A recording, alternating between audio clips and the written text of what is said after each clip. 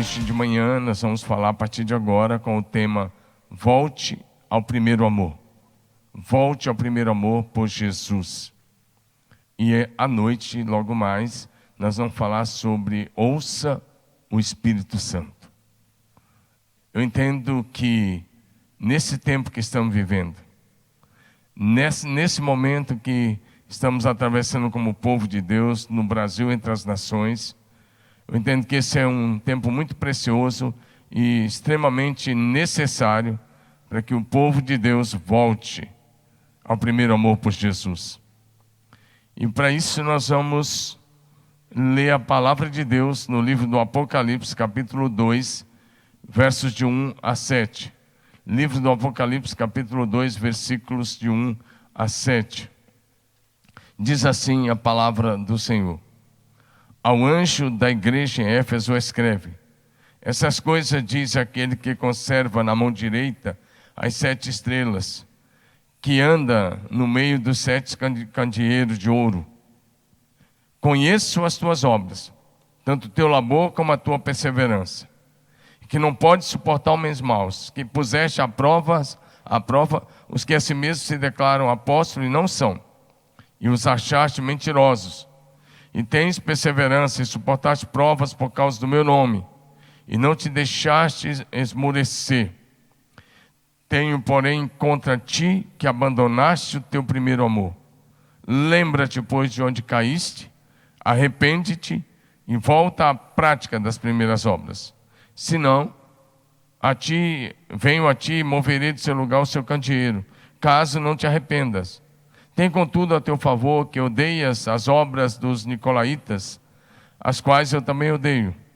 Quem tem ouvidos, ouça o que o Espírito diz às igrejas. Ao vencedor, dá-lhe que se alimente da árvore da vida, que se encontra no paraíso de Deus. Vamos orar, Pai, em nome de Jesus. Te louvamos pelo privilégio de vivermos esse dia.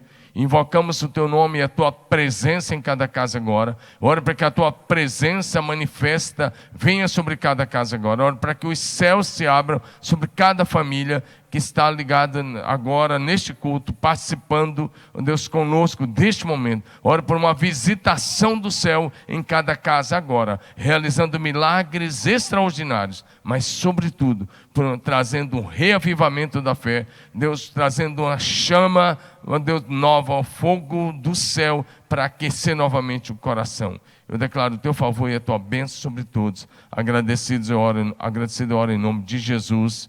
Amém. Então, comigo, volte ao primeiro amor por Jesus.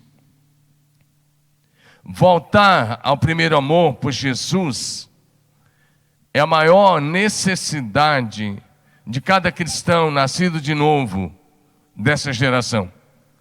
É a maior necessidade de cada discípulo de Jesus que aguarda a segunda vinda do Senhor e que quer estar preparado para a volta de Jesus.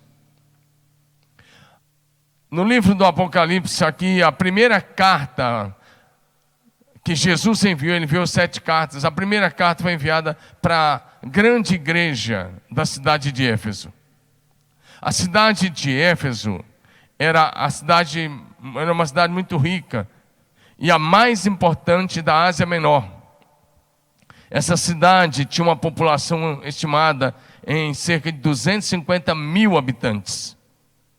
Era a segunda cidade mais importante de todo o Império Romano. Só Roma era mais importante do que Éfeso. Uma cidade com 250 mil habitantes, uma cidade portuária, uma cidade muito voltada para comércio e também religiosidade, coisas dessa forma. A cidade de Éfeso chegou a ser chamada pelos escritores, filósofos da época, de a feira das vaidades do mundo antigo. Ali imperava o misticismo, a idolatria, a imoralidade e também a perseguição aos cristãos. Éfeso era o centro do culto pagão à deusa Diana, cujo templo era uma das 7 maravilhas do mundo antigo. Naquele templo, ou nesse templo da deusa Diana, chamado também de Artemis, havia centenas de sacerdotisas que funcionavam como prostitutas sagradas. A moral do templo era deplorável, porque havia orgias sexuais em determinados cultos. A cidade de Éfeso era também um dos centros de culto ao imperador romano. Você sabe que os imperadores tomavam para si o título de deuses, entre aspas. E Éfeso também tinha um centro de adoração ao imperador. O apóstolo Paulo, em sua terceira viagem missionária, chegou nessa importante cidade e lá permaneceu 3 anos. Porque era uma cidade estratégica para alcançar as demais e também aquela região da Ásia. Para você se localizar, Éfeso ficava ali onde é a Turquia hoje, né? Região do Mar Egeu, bem em direção à divisa com a Grécia. E aí você se localiza. Aí era a cidade hoje país da Turquia. Na cidade de Éfeso, enquanto Paulo esteve lá e também nos anos seguintes, a igreja que foi organizada por Paulo, ela cresceu muito. Milhares e milhares de pessoas da cidade se converteram a Jesus Cristo. As pessoas convertidas a Jesus queimavam em praça pública os seus livros de magia, de idolatria. E o evangelho assim espalhou-se por toda a Ásia Menor. É o que nós lemos em Atos 19, de 8 a 20. E Atos 20 e 31, onde Paulo fala que ele ficou 3 anos na cidade de Éfeso. Porém, como você sabe, o grande apóstolo Paulo, ele foi assassinado, degolado pelo imperador romano Nero, no ano 67 da era cristã. 23 anos depois da morte de Paulo, aconteceu a revelação do Apocalipse. Quando o Senhor deu a revelação do Apocalipse ao apóstolo João na ilha de Patmos. Então, 23 anos depois da morte do apóstolo Paulo, o Senhor Jesus enviou essa carta, que nós acabamos de ler, para a igreja da cidade de Éfeso. E nessa carta, o Senhor Jesus mostrou a eles que aquela igreja permanecia fiel na doutrina, mas que haviam deixado esfriar e haviam abandonado o primeiro amor por Jesus e pelas pessoas. E a partir daí nós vamos olhar para a igreja de Éfeso e aquilo que Jesus disse a eles sobre a volta ao primeiro amor, e nós vamos conversar a partir de agora. Então, até aqui foi a introdução, mas nós vamos falar bem sobre isso agora. Volte ao primeiro amor por Jesus. Primeiro ponto, então, dessa palavra de hoje é: Jesus faz um diagnóstico da sua igreja. Jesus olhou para a grande igreja da cidade de Éfeso e ele fez um diagnóstico. Olha como é que ele começa. Apocalipse 2:1. Ao anjo da igreja, ou seja, ao pastor da igreja de Éfeso, escreve: essas coisas, aquele que conserva na mão direita as 7 estrelas e que anda no meio dos 7 candeeiros. Se você estudar Apocalipse 1, você vai ver que aí as 7 estrelas representavam os pastores das igrejas e os candeeiros representavam as igrejas. E aí, olha como é que Jesus diz: conheço as tuas obras. Meu irmão, Jesus te conhece, Jesus me conhece, Ele nos conhece. Aliás, Jesus me conhece melhor do que eu me conheço. Ele te conhece bem melhor do que você se autoconhece. Então Ele diz: eu conheço as tuas obras, conheço o teu labor, conheço o teu trabalho, conheço a tua perseverança. E aí Ele diz: conheço o teu zelo, você não pode suportar os homens maus. Vocês colocaram à prova aqueles que a si mesmos se declaram apóstolos e não são, e por causa disso vocês os acharam mentirosos. Vocês têm perseverança, Jesus está elogiando a igreja. Vocês têm perseverança, vocês suportaram as provações por causa do meu nome, e vocês não se deixaram esmurecer. Jesus apresenta-se como aquele que está presente e agindo no meio da igreja. A presença manifesta do Cristo vivo no meio da igreja é a nossa maior necessidade. A presença de Jesus nos nossos lares, agora que nós não estamos ainda nos reunindo para culto presencial, é a sua maior necessidade, é Jesus presente na sua casa. Nós temos uma ideia do Cristo no céu, assentado sobre um alto e sublime trono, reinando à direita do Pai.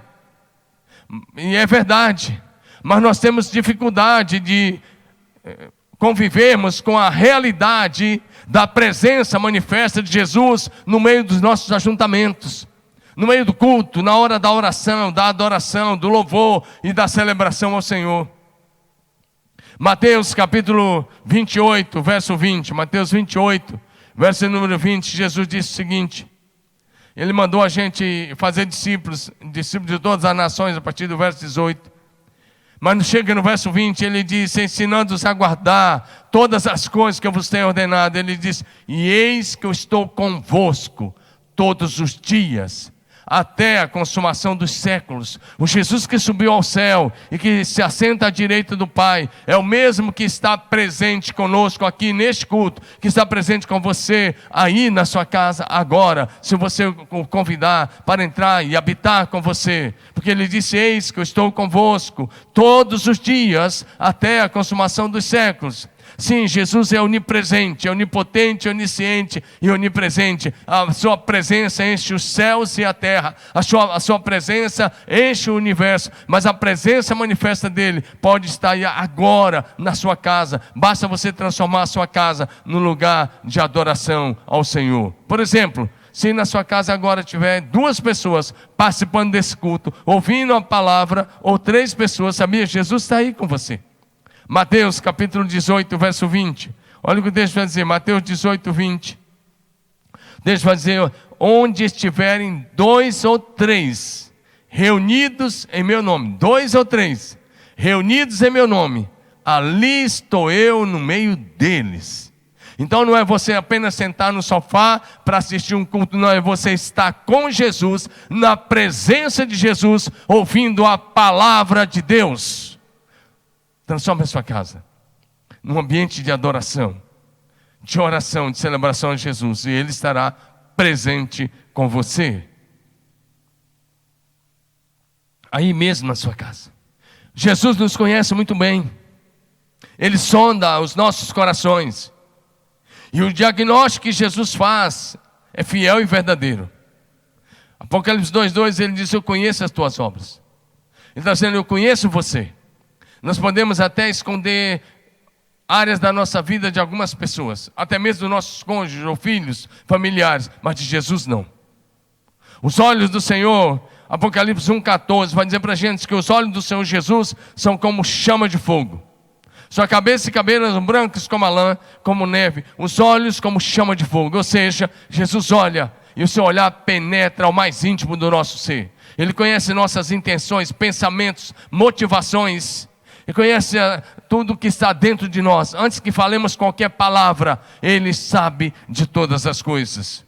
Por isso o diagnóstico de Jesus é verdadeiro. Mas ao mesmo tempo o diagnóstico que Jesus faz da nossa vida é cheio de amor, é cheio de graça, é cheio de bondade, é cheio de misericórdia, é cheio de compaixão. Ele não faz um diagnóstico da nossa vida com o objetivo de nos acusar, com o objetivo de nos envergonhar, com o objetivo de nos ferir ou destruir, não. O objetivo de Jesus é somente restaurar a nossa vida e nos levar de volta ao primeiro amor. Esteja certo que Jesus vai fazer uma leitura da nossa vida, Ele quer te levantar e te colocar de volta no caminho, para que você viva o primeiro amor por Ele e pelas pessoas. Aprendemos algumas coisas nesse texto com a igreja de Éfeso. Primeiro, aprendemos que a igreja de Éfeso era uma igreja fiel na doutrina. Fiel na doutrina. Olha o que Jesus disse em Apocalipse 2, mais uma vez, versos 2 e 3. Conheça as tuas obras, o teu trabalho, a tua perseverança. E você não pode suportar os maus. Você coloca à prova aqueles que estão se declarando apóstolos, não são. Você achou eles mentirosos. Você tem perseverança. Você suportou as provas, vocês não se deixaram esmorecer. Verso 8. Tens contudo a teu favor que odeia as obras dos nicolaítas, as quais eu também odeio. Ou seja, era uma igreja fiel à doutrina. Mesmo enfrentando provações, tribulações e a perseguição, por não adorar o imperador nem a Diana dos Efésios. Mesmo essa igreja enfrentando provações, tribulações e perseguição. E mesmo sendo atacada constantemente por heresias, como a dos nicolaítas, a igreja de Éfeso permaneceu firme e fiel à palavra de Deus. O Senhor Jesus Cristo nos alertou nos alertou sobre o perigo de falsos profetas, trazendo falsas doutrinas. E Jesus disse que eles são lobos vestidos de ovelhas. Mateus capítulo 7, verso 15. Acautelai-vos dos falsos profetas, que se vos apresentam disfarçados de ovelhas. Jesus diz, mas por dentro são lobos devoradores. Mateus 7, verso 15. O apóstolo Paulo alertou a liderança da igreja de Éfeso, no seu sermão de despedida dessa igreja, lá em Atos capítulo 20, verso 29 e 30, ele falou sobre isso. Ele disse, olha, depois da minha partida, vão vir falsos líderes, falsos profetas. Paulo diz para eles, olha, eles vão ser como lobos vorazes. Eles vão entrar no meio da igreja, eles vão causar problemas. Olha o que Paulo diz, eu sei que depois da minha partida, entre vós penetrarão lobos vorazes que não pouparão o rebanho. E ele diz, dentre vocês mesmos vão levantar alguns querendo seguidores, e vão perverter pessoas do caminho da verdade. Ou seja, Jesus nos alertou para isso, que estava acontecendo na igreja de Éfeso. O apóstolo João nos ensina sobre a necessidade de provar os espíritos, porque muitos falsos profetas têm saído pelo mundo. 1 João capítulo 4, verso 1. Talvez você está aí ouvindo qualquer mensagem, só porque alguém abre a Bíblia e fala algumas coisas, você já aceita. João disse, prove para ver se vem de Deus. Olha o que João diz, 1 João 4:1, amados, não deis crédito a qualquer espírito, antes provai os espíritos, se procedem de Deus, porque muitos falsos profetas têm saído pelo mundo. Ele disse, não ouça qualquer pregador, o que ele está dizendo, não ouça qualquer pregador, não ouça qualquer mensagem, não dê crédito a qualquer mensagem. Primeiro, tenha certeza, convicção de que aquela pessoa é de Deus, que os frutos provam que ela é de Deus, porque pelo fruto a gente conhece a árvore. É o ensino do Senhor Jesus. A igreja de Éfeso estava provando os falsos apóstolos e descobriu que eles eram mentirosos. Nós já lemos isso. Apocalipse 2:2, puseste a prova os que a si mesmos se declaram apóstolos e não são, e os achaste mentirosos. Ou seja, uma igreja firme na doutrina. A outra coisa, a igreja de Éfeso tinha discernimento espiritual. Eles se separaram das falsas doutrinas, das falsas obras dos nicolaítas. Essa igreja era intolerante para com a heresia ou as heresias e para com o pecado. É o que diz o versículo 2 e o versículo 6. Os nicolaítas pregavam uma nova versão do cristianismo. E atenção, tem muita gente hoje pregando a mesma mensagem dos nicolaítas. Você já vai ver por quê.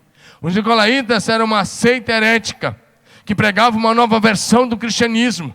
Um evangelho liberal, sem exigências, sem compromissos, sem restrições, sem proibições. Eles ensinavam, por exemplo, que o sexo antes do casamento e também o sexo fora do casamento para os casados não era pecado nenhum. Tudo bem. Tem muita gente pregando isso aqui no Brasil. Toma bastante cuidado. Isso já é uma doutrina velha e que Jesus detesta e que a igreja lá de Éfeso rebateu veementemente, uma heresia. A igreja de Éfeso não tolerou essa heresia. Ele odiou essas obras dos nicolaítas, as quais Jesus também detesta e reprova. A igreja evangélica brasileira, até onde eu consigo ver, a igreja e a evangélica mundial, precisa aprender nesse particular com a igreja de Éfeso. Por quê? Em grande segmento da igreja evangélica, aqui no Brasil, em outros lugares, em outras nações, as pessoas estão buscando experiência e não a verdade. Elas não querem mais pensar, elas querem sentir. Não querem a sã doutrina, elas querem novidades. Não querem estudar a Bíblia com profundidade, querem apenas escutar testemunhos e revelações. A maioria dos cristãos hoje já não querem mais o evangelho da cruz. Querem o evangelho das facilidades. Não querem compromisso com o discipulado, com a renúncia, que requer renúncia, mas uma fé sem compromisso.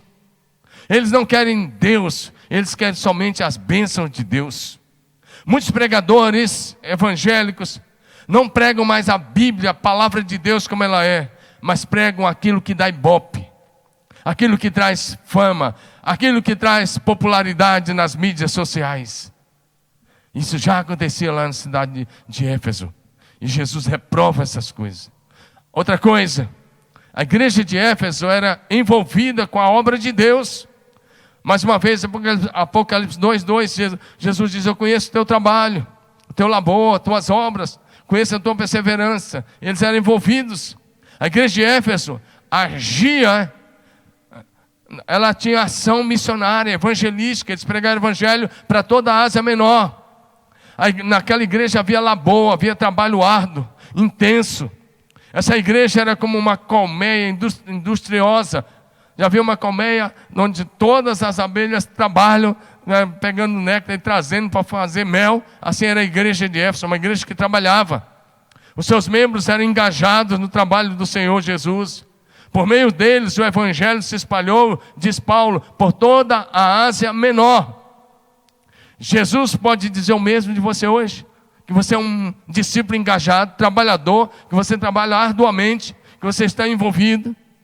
Jesus pode dizer que você é um ganhador de almas, que por seu intermédio a sua rua, seu bairro, seus vizinhos, seu colega de fábrica estão ouvindo o evangelho, de seus colegas de trabalho. Você é um discipulador eficaz, eficiente. Você é um líder dinâmico da sua célula, do seu grupo de família. Outra coisa, a igreja de Éfeso era perseverante nas tribulações. Capítulo 2, verso 3, o próprio Jesus disse: e tens perseverança, e suportaste as provações por causa do meu nome, e não te deixaste esmurecer. E Jesus fala algumas coisas: perseverança, suportar as provações, em nome de Jesus, e não se deixar esmurecer. Ser discípulo de Jesus, na cidade de Éfeso, não era como hoje no Brasil. Ser discípulo de Jesus na cidade de Éfeso não era popular, não era fácil. Era para quem queria mesmo uma vida íntegra em Deus, porque lá na cidade de Éfeso era um dos maiores centros de culto ao imperador romano. Devido a isso, muitos cristãos eram perseguidos e até mortos por não se dobrarem diante de César, e também por não adorarem a grande Diana dos Efésios. E a igreja de Éfeso enfrentou a perseguição, as provações, as tribulações e a morte dos seus membros, sem esmorecer. É o que Jesus está dizendo para eles. Pergunta: você permanece fiel a Jesus quando vem as provações? Você permanece fiel a Jesus no meio das tribulações, da dificuldade financeira, da enfermidade? Pergunta: como está a sua fé no meio dessa pandemia? Ou dessa epidemia que estamos enfrentando no Brasil e entre as nações? Como está a sua fé no meio disso? Você naufragou? Você deixou de confiar em Deus? Você deixou de confiar na palavra de Deus? Você está confiando muito mais nas informações da mídia do que na palavra de Deus? Ou você está firme nas promessas? Nós temos que ser prudentes, sim. Sim, temos que nos cuidar e ser prudentes. Mas nós temos que continuar confiando e confiando e confiando na palavra de Deus, porque Deus é fiel e nenhuma das suas promessas cairá por terra. Se Ele diz que Ele cuida de você, Ele vai cuidar até o fim. E se você tiver que atravessar um vale, o Senhor vai estar com você no meio do vale. Aleluia! Nessa geração, muitos cristãos querem a coroa da glória sem a cruz. Quando a gente fala na coroa de glória, todos querem. Querem riqueza sem trabalhar muito. Querem salvação sem conversão a Cristo, apenas uma adesão. Querem as bênçãos do céu sem compromisso sincero com Deus. A igreja, hoje boa parte da igreja prefere ser conhecida pelo mundo e ser popular no mundo do que ser conhecida no céu.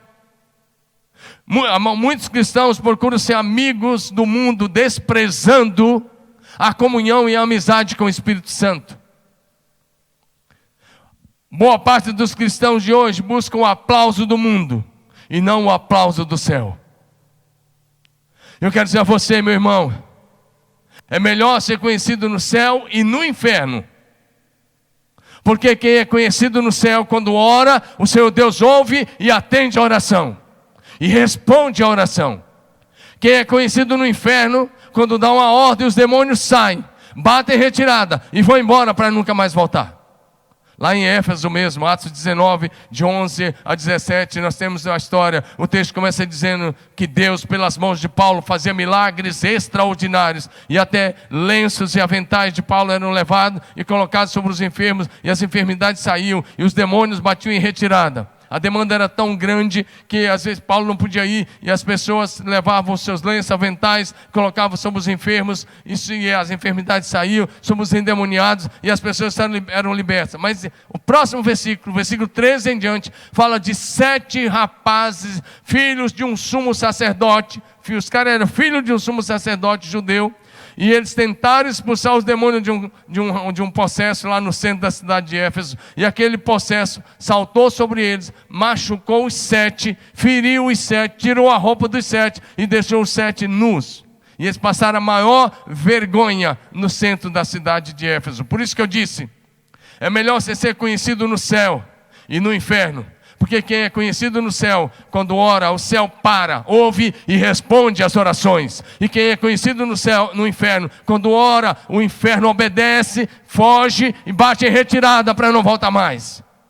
Quando o lenço de Paulo mandava o demônio embora, 7 marmanjos levaram uma surra dos demônios. E foram envergonhados. Por quê? Porque não eram conhecidos de Deus. Aqueles demônios falaram assim para aqueles caras: nós conhecemos Jesus e sabemos quem é Paulo, mas vocês, quem são? É melhor que você seja popular no céu do que no inferno, e conhecido no inferno, temido no inferno, do que ser apenas aplaudido na terra. Mesmo, agora escute isso, mesmo com toda a perseverança e zelo doutrinário da igreja de Éfeso, essa igreja, infelizmente, não foi aprovada por Jesus. Ela foi reprovada. Uma igreja zelosa, uma igreja que andava na palavra, uma igreja que trabalhava, mas ela foi reprovada. Você fala, meu Deus. Então aí que a gente vai começar a prestar atenção em algumas coisas. Porque trabalho religioso, zelo doutrinário, conhecimento teológico, conhecimento bíblico, sem amor não vale nada. Segunda coisa, Jesus repreende a sua igreja devido ao seu esfriamento. Apocalipse capítulo 2, versículo 4. Tenho porém contra ti, olha o que Jesus diz: tenho porém contra ti que abandonaste o teu primeiro amor. Jesus está dizendo: vocês são zelosos, vocês são trabalhadores, vocês são joia, vocês têm conhecimento, vocês têm discernimento, mas vocês deixaram o primeiro amor. O Senhor Jesus repreende a sua igreja com o objetivo de recuperá-la, restaurá-la, chamá-la de volta, trazê-la às práticas do primeiro amor. Por isso que Ele repreende. Jesus nos repreende, irmãos, e Ele nos disciplina e corrige, e nos convida ao arrependimento, a voltar ao primeiro amor, porque Ele nos ama. Hebreus capítulo 12 vai dizer para a gente, que assim como o pai corrige o filho que ama, o Senhor nos corrige. E o texto de Hebreus vai dizer para a gente que se você estiver sem correção, então você não é filho, você é bastardo. E se é bastardo, não tem parte na família de Deus, na vida de Deus. Apocalipse capítulo 3, verso 19. No livro do Apocalipse capítulo 3, verso 19, Jesus diz assim: eu repreendo e disciplino a quantos amo. Sê, pois, zeloso e arrepende-te. Olha o que Jesus disse: eu disciplino, eu repreendo, eu disciplino, eu corrijo aqueles que eu amo. Por quê? Para que você se arrependa e volte ao primeiro amor. Presta atenção nisso. A firmeza doutrinária da igreja de Éfeso era deficiente. Por quê? Porque estava desconectada da prática, à piedade e ao amor por Jesus e pelas pessoas. Firmeza doutrinária, zelo doutrinário, sem uma conexão com a prática do amor a Jesus e amor às pessoas, é deficiente. 1 Coríntios capítulo 13, versos de 1 a 3. Ainda que eu fale as línguas dos homens e dos anjos, e se não tiver amor, nada serei. Ele diz: serei como um bronze que soa, como símbolo que retine. Ainda que eu tenha o dom de profetizar e conheça todos os mistérios, toda a ciência, e ainda que eu tenha a tamanha fé a ponto de transportar os montes, se não tiver amor, nada serei. E ele diz ainda que eu entregue o meu próprio corpo para ser queimado. Olha o que ele diz: entregue meus bens para o sustento dos pobres e o meu corpo para ser queimado. Se não tiver amor, ele diz, nada disso me aproveitará. Ou seja, qualquer prática religiosa, qualquer disciplina religiosa, mesmo que você pode dizer, pastor, eu faço tudo certinho, eu não bebo, eu não fumo, eu não relatar todas aquelas coisas, sou dizimista, vou à igreja, participo do culto, mas se isso não for fruto do teu amor a Jesus e amor às pessoas, não vale absolutamente nada. É o que a Bíblia está nos dizendo. Então preste atenção nisso: conhecimento bíblico, conhecimento teológico, a pureza da fé cristã, a firmeza na doutrina, não podem jamais ser substitutos para o amor a Jesus. Todas essas coisas são boas, mas a marca de um discípulo é o amor a Jesus e o amor às pessoas. Evangelho de João, capítulo 13, versos 34 e 35. Nesse texto a Bíblia diz: novo mandamento vos dou, que vos ameis uns aos outros, assim como eu vos amei. Que também vocês se amem uns aos outros. E nisso conhecerão todos que sois meus discípulos, se tiverdes amor uns aos outros. Nós abandonamos o primeiro amor quando substituímos o amor a Jesus pela tradição ortodoxa, as coisas simplesmente de uma tradição religiosa, reformada ou coisa dessa forma. E aí eu quero citar uma frase. Alguém já disse, eu concordo: a tradição é a fé viva dos que já morreram. O tradicionalismo é a fé morta daqueles que ainda estão vivos. Se você está apegado a uma tradição, escute isso: a tradição é a fé viva daqueles que já morreram, e o tradicionalismo é a fé morta daqueles que ainda estão vivos. Tudo isso não vale nada diante de Deus se não tiver amor vivo. Vou dar um exemplo a você. Uma esposa ou um marido, um cônjuge. Vamos pegar aqui uma esposa. Uma esposa pode ser fiel ao seu marido sem amá-lo. Ela pode cumprir os seus deveres de esposa e mulher sem amá-lo. Ela pode fazer tudo isso sem estar motivada por um amor profundo. O marido pode fazer o mesmo. Pode conviver com a sua esposa a vida toda sem amá-la. Pode cumprir seus deveres sem amá-la. Assim era a igreja de Éfeso. Ela estava fazendo todo o trabalho, mas não amava mais a Jesus. Tinha virado rotina, religiosidade. E assim a vida de muitos cristãos no meio da igreja dessa geração. Cumpre um calendário religioso semanal. São disciplinados em algumas práticas religiosas e espirituais, mas não tem mais um profundo amor por Jesus. Por isso, o Senhor hoje nos chama de volta ao primeiro amor. Acho que essa mensagem é talvez uma das mais importantes nesse período de epidemia que estamos vivendo no Brasil, porque estamos há mais de 4 meses sem culto, e talvez seu primeiro amor já foi. Porque nesses dias, afinal de contas, o mundo está tentando mostrar a você que você não precisa nem de Jesus e nem da igreja. Mas você não vai cair nessa falácia de Satanás. Você vai manter o seu primeiro amor. Escute: a igreja verdadeira é a noiva de Cristo. Jesus se deleita nela. Jesus se alegra com ela. Jesus ama a sua igreja. O grande problema é que estamos enfrentando hoje como cristãos é que a noiva de Cristo abandonou o seu primeiro amor por Jesus. Apocalipse 2,4, mais uma vez: tenho, porém, contra ti que abandonaste o teu primeiro amor. Sem amor, o nosso conhecimento bíblico e teológico, os nossos dons espirituais, nossos talentos naturais, nosso trabalho, não tem valor nenhum para Jesus. Escute isso.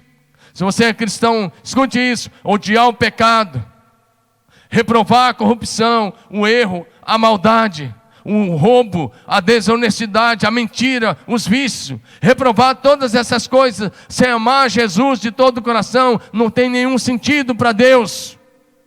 Nós temos que odiar mesmo o pecado, a corrupção, o erro, a maldade, a violência, o roubo, a desonestidade, a mentira e os vícios, mas ao mesmo tempo amarmos a Jesus apaixonadamente. Nós abandonamos o primeiro amor quando o nosso amor por Jesus é substituído pelo nosso zelo religioso. Eu vejo toda hora muita gente zelosa especialmente em algumas denominações já consideradas históricas. Deixa eu explicar isso. Quando nós defendemos a nossa teologia, defendemos a nossa fé, as nossas convicções doutrinárias, mas nós não nos deleitamos mais na comunhão com o Pai. Já não sentimos mais saudade de estar desfrutando da companhia, da amizade e do amor do Pai. Quando isso acontece, nosso primeiro amor já foi. Exemplo, os fariseus dos dias de Jesus eram zelosos das coisas de Deus. Observavam com rigor todos os mandamentos, todos os ritos da lei. Até para o sábado eles só andavam uns 1000 metros, não mais que isso. Eles eram zelosos nos mínimos detalhes, coisas que Deus não tinha mandado fazer, eles faziam. Mas o coração deles estava longe de Deus. O coração deles estava frio e seco, como deserto, seco como deserto. Frio. Olha o que Mateus 15, verso 8 e 9 vai dizer para a gente. Este povo honra-me com os lábios, mas o seu coração está longe de mim. Em vão me adoram, ensinando doutrinas que são preceitos de homens.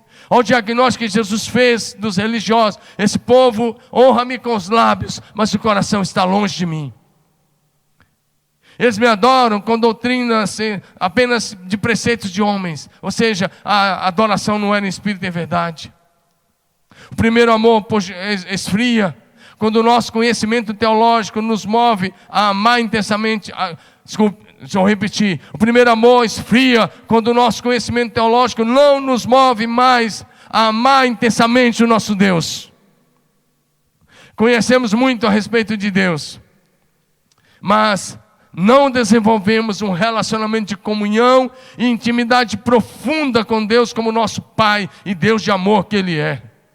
Nós perdemos o prazer de buscar a face e a presença manifesta de Deus em oração. Nós gastamos muito mais tempo com nossos celulares do que em oração, em busca intensa pela presença manifesta de Deus. Não há nada mais perigoso do que a ortodoxia morta. No exterior está tudo bem, tudo bonito, a capa está linda, mas o coração frio, gelado e a motivação errada.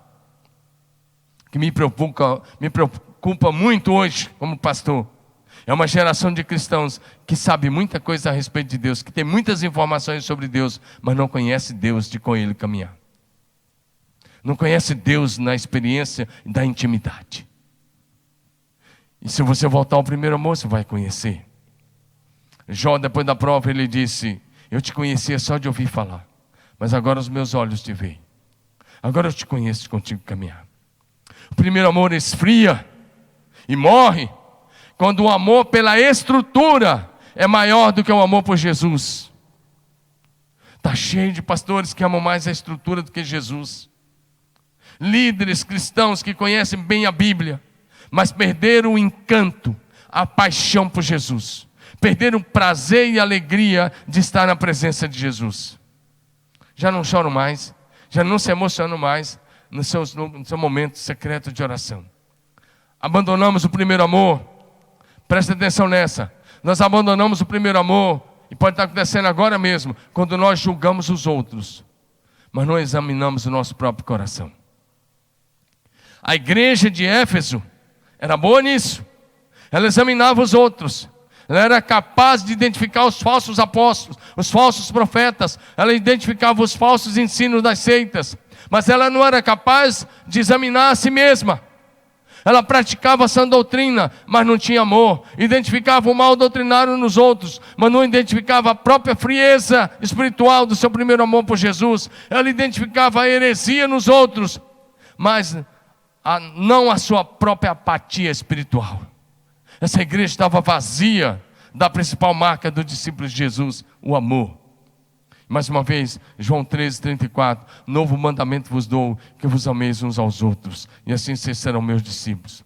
O primeiro amor por Jesus esfria quando não nos deleitamos mais na leitura da Bíblia, a santa palavra de Deus, a Bíblia sagrada.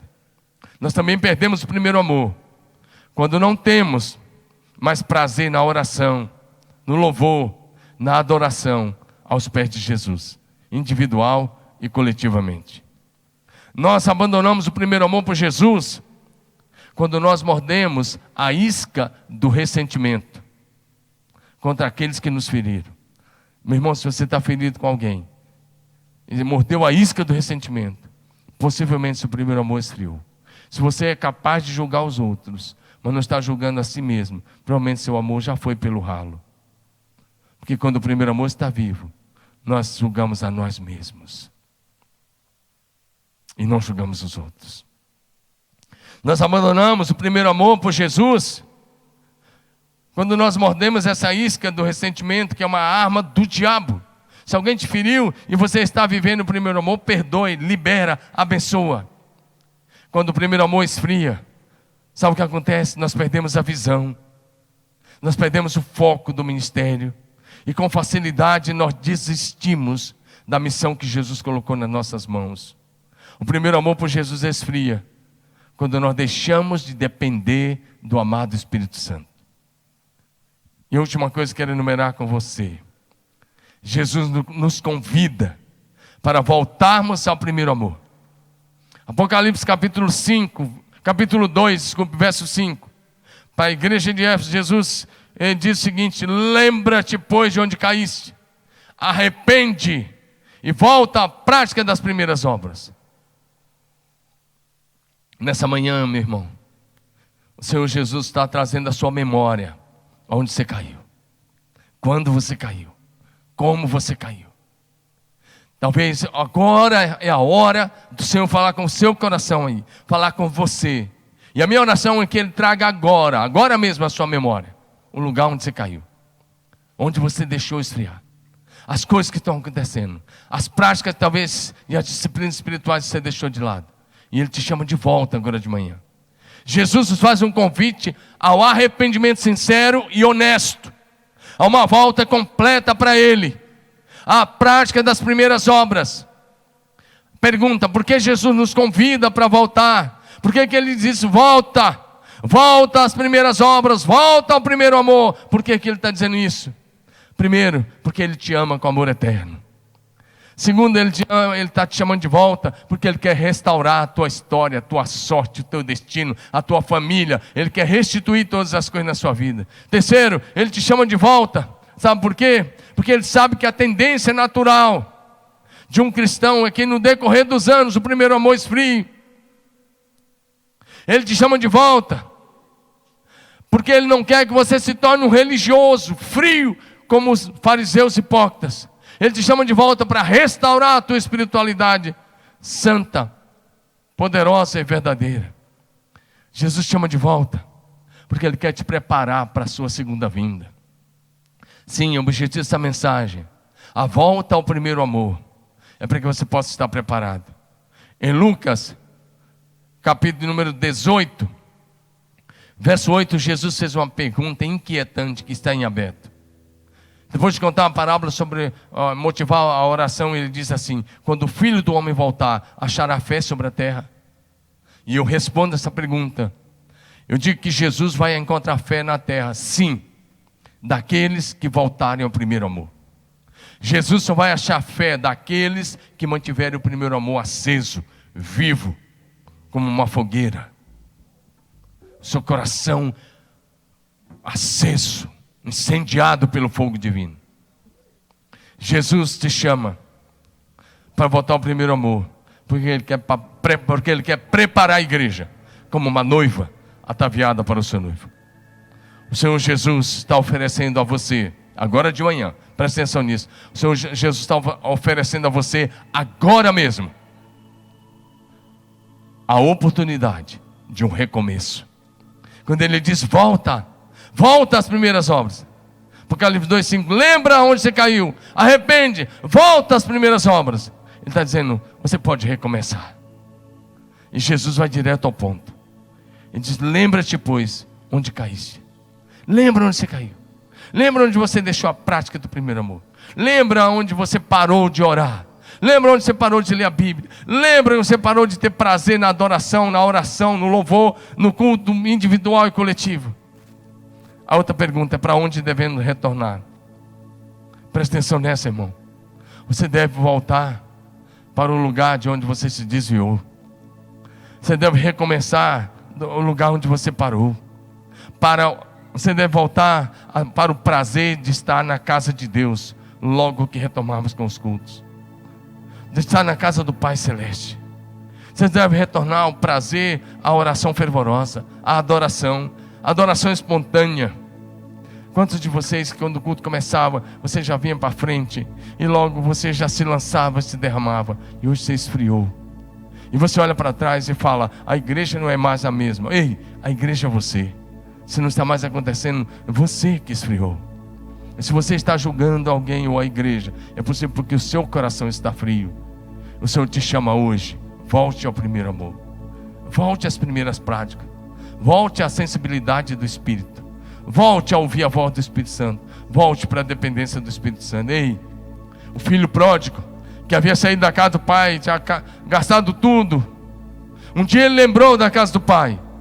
E eu estou dizendo isso porque o Senhor está chamando vários filhos pródigos. Filho pródigo é todos aqueles que um dia saíram e agora estão se sentindo frios, e o Senhor te chama de volta. E o filho pródigo se lembrou da casa do pai, mas ele não apenas ficou na lembrança, porque lembrança sem arrependimento, sem volta, é remorso.